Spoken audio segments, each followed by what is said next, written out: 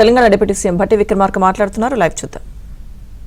నా కాన్స్టిట్యున్సీలో కానీ సిటీలో కానీ నేను తిరిగినప్పుడు క్రిస్టల్ క్లియర్ గా 30% చేయలేదు అని చెప్పారు. గ్రేటర్ హైదరాబాద్ 30% మించి చేయలేదని చెప్పారు. చేయనప్పుడు మరి ఇది దీనికి ఎట్లా వస్తుంది కంక్లూజన్ సార్? ఇది మిత్రులు శ్రీనివాస్ గారు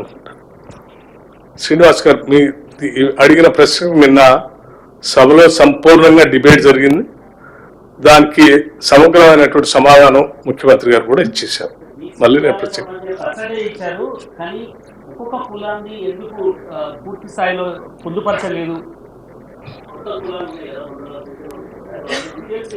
so it is a detail exercise, it is a continuous process.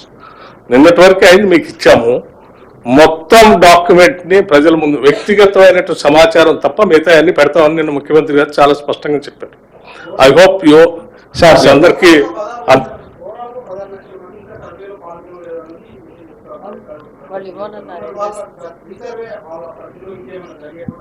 కాదమ్మా, మీకు వాళ్ళు ఎందుకు జరగలేదు కూడా చెప్పాం.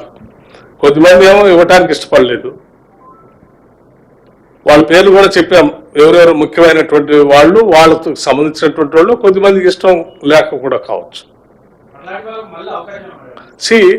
ఎవరైనా వచ్చి తిరిగి వచ్చి మా లెక్క ఇట్లా ఉంది, మా ఇంటి సంఖ్య ఇది, మా ఊరు ఇది అని ఇస్తే తీసుకుంటారు. సార్ కులగాన సర్వే చేసింది మనము ఎవరెంత వారికి అంత అనే నినాదంతో మనం కులగాన సర్వే చేశాం సార్. డెఫినెట్ గా నేను ఒక విషయం చెప్పదలుచుకున్నాను. ఈ ప్రభుత్వం సోషల్ జస్టిస్ కి కట్టుబడి ఉంది. ఇది ముఖ్యమంత్రి గారు చెప్పారు, మా పార్టీ నినాదం కూడా. తప్పనిసరిగా ఈ సమాచారం ప్రతి సందర్భంలో రేపు జరిగేటువంటి అనేక విధానపరమైన నిర్ణయాలకి, సామాజిక న్యాయానికి పనికొస్తుంది, వాడతాం కూడా. అంతవరకు ఓకే సార్. రిజర్వేషన్ల విషయంలో ఎట్లా ముందుకు వెళ్ళబోతున్నారు సార్? మంత్రి గారు ఒక నిమిషం సార్. ఇప్పుడు ముందు పటిష్టమైన లెక్కలు ఉత్తర 2011 సెన్సెసే కదా. అప్పుడు దాని ప్రకారము మన population 3.50 crore. I'll have a detailed presentation also by inviting in a very few days. Me convenient date చెప్తే మీ ప్రజెంటేషన్ ఇచ్చి మీతో ఒక హాఫ్ డే మొత్తం దీని మీద ఇచ్చేస్తాం.